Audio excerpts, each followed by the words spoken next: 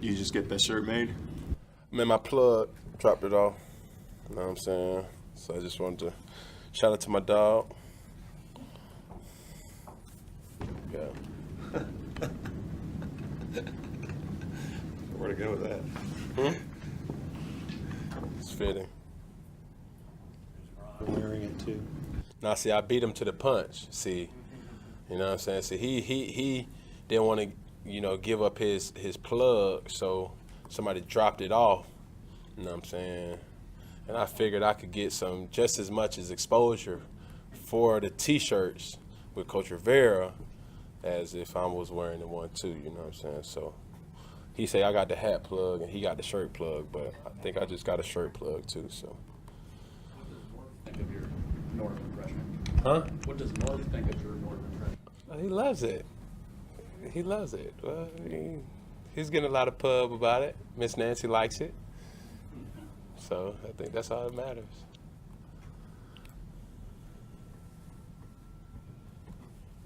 Anything? Y'all good? No. We're just trying to think Process and sugar. I got one for you. What you got? Take me back to Flat Shoals Park and playing with Morgan. What are your memories of that time? To be honest with you, if you really from Atlanta, you know it wasn't Flat Shoals Park. It was North Clayton. It's North Clayton Park. And Morgan Burnett was the absolute truth. We had a running back. Shout out to my dog, Jabbar Colbert. He was a running back. And he had a ponytail with a cut, like, he had like a tail, extended tail. Like his hair was cut, but he had a tail. And I wanted one just because of Jabbar. And those two literally won games off of quarterback bootlegs and like halfback power.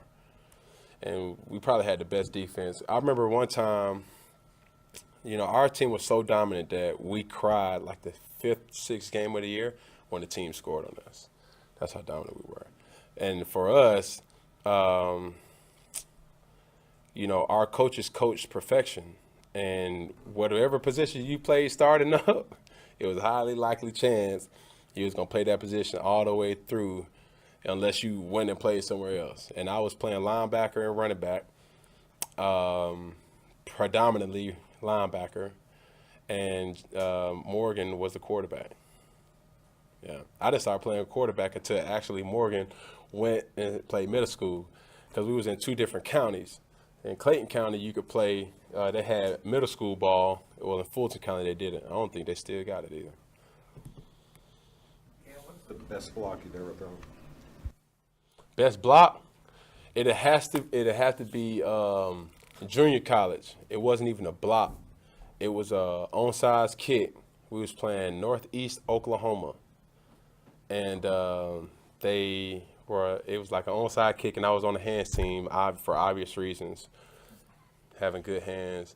And I nailed the defender, and it felt so good. But we recovered the ball, but that was one for the ages for me. But all the other stuff is pretty solid. I just make sure that my guy, when it all comes down to it, I just try to make sure that my guy isn't, the guy that makes the tackle, because I know when guys like DJ, Cupid, and those guys had a ball in their hands, man, they're extremely dangerous. And I just want to uphold my end of the bargain. Why is that important to you? I mean, the other quarterbacks, like Brady the other night, his block that wasn't a block, he kind of ducked under the guy. And 2 different quarterbacks. That don't mean I'm better than him. That don't mean he's better than me. We just possess different traits, and I feel as if it means a lot to me. If I can make a block, I'm gonna bust my ass in doing it, because it sets a tone for the team, not only for people on our team to see it, but it's preparing, and you see a quarterback is willing to sell out for his team the way I do. And I'm always talking about the guys about 2 things: focus and effort. If you can focus and that effort, because coaches can't teach that, and I'm a big opponent of that. I hope people see it in the way I play and my whole approach to the game. how much do you enjoy just lowering your shoulder and initiating that contact whenever you can? I really don't like it like that. I just like the big play. You know what I'm saying? Like if I were to hit somebody and they don't go to the ground, I'd be disappointed because it'd be like, man, it's just a waste of time. But if I make a small block, if I kind of shield somebody and then it goes for a long run, a la Philadelphia, then I'm good with that. I will hate for me to just sell out and try to hit somebody as hard as I can, and it's like a negative play. Nah, ain't with it. Cam, how much in common or dissimilar do you think you are to Big Ben Roethlisberger as a quarterback? Another different in plays, players. I have so much respect for Ben, Super Bowl winning quarterback, won a lot in this league, very cerebral, very understanding of what defenses tries to do, and for him to be such a big guy, he's real good with his feet and being patient in the pocket. That's what I've learned from him, and like in the offseason, I really take a scan of a lot of different guys, and his understanding of, number one, where his receivers are is like second to none. Because he can be looking over here, then all of a sudden scan back over here and have perfect timing and be on time for that particular route. And the play is never over with Big Ben. Compared to years past, what would you say your confidence level is in all the pieces that you have around you? You asking me how confident am I? No. Compared to years past, with the group of weapons you had, how much confidence do you have in them compared to years past? You're asking me my confidence level? Confidence with me? No, as far as this group and how they've evolved over this past 3 games, this winning stretch. You're asking me. I'm just teasing. But listen, man, it starts with the inner self. And I have ultimate confidence in myself knowing that I put in a lot of work to make sure that come game day, Sundays, Mondays, and in this case Thursdays, that I'm ready to rock and roll.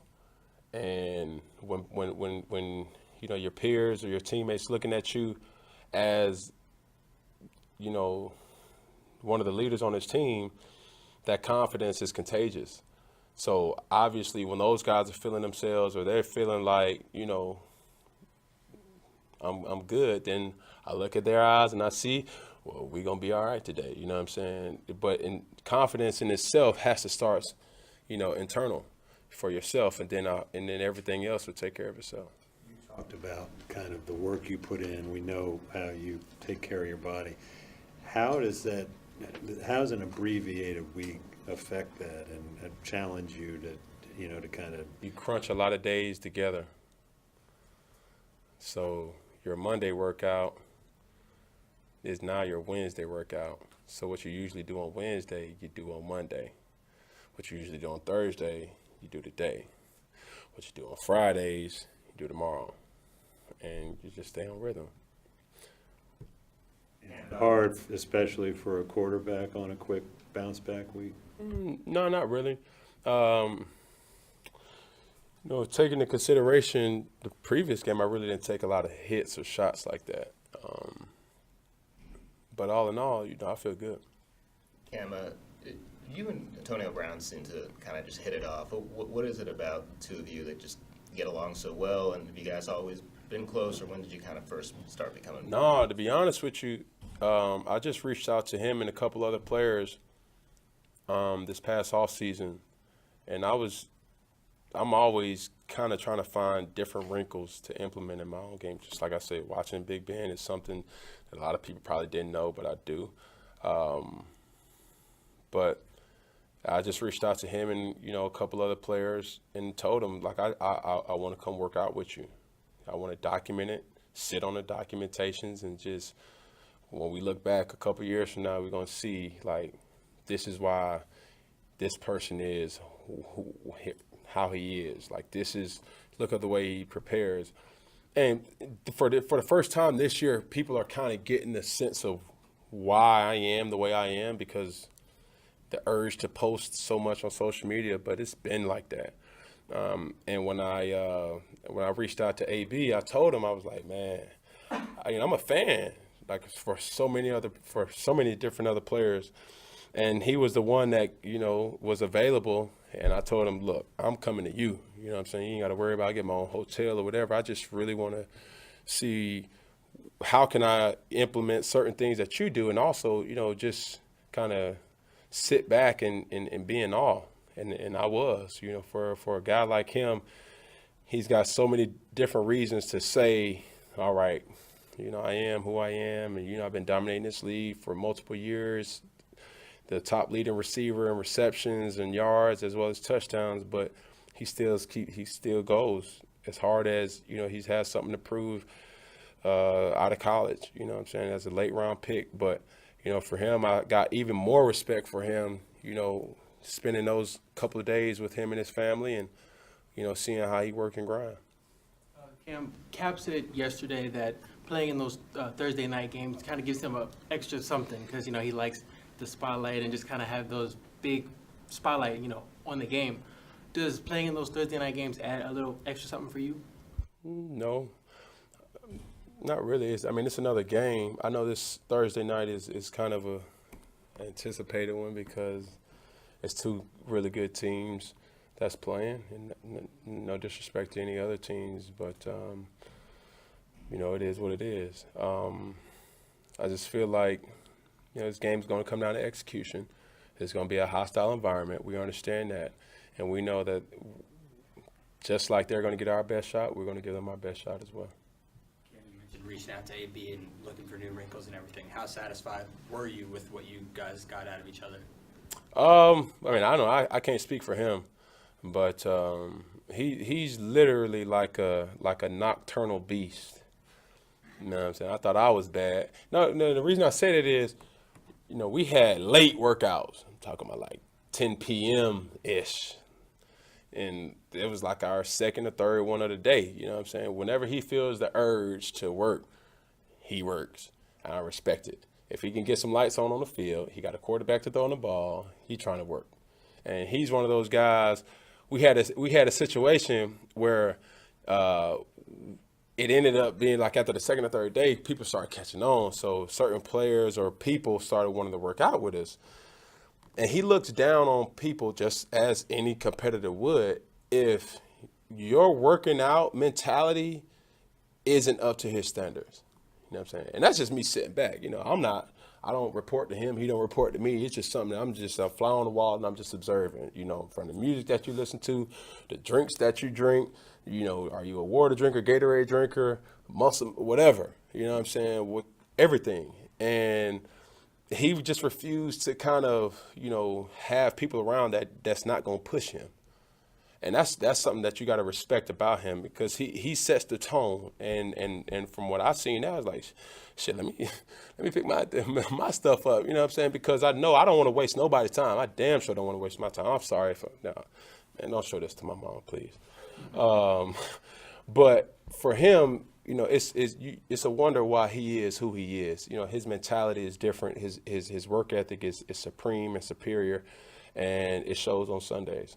Yeah, one more thing on AB. You referenced some of the social media posts. Mm-hmm. He has called you the drip king.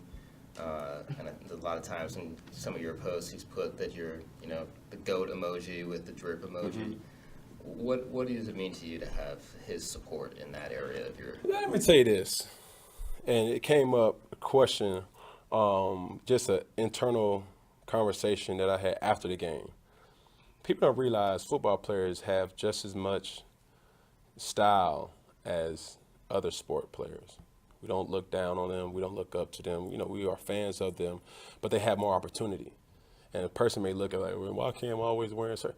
We only at best or at worst get 16 opportunities to show, while NBA has 82 plus playoffs.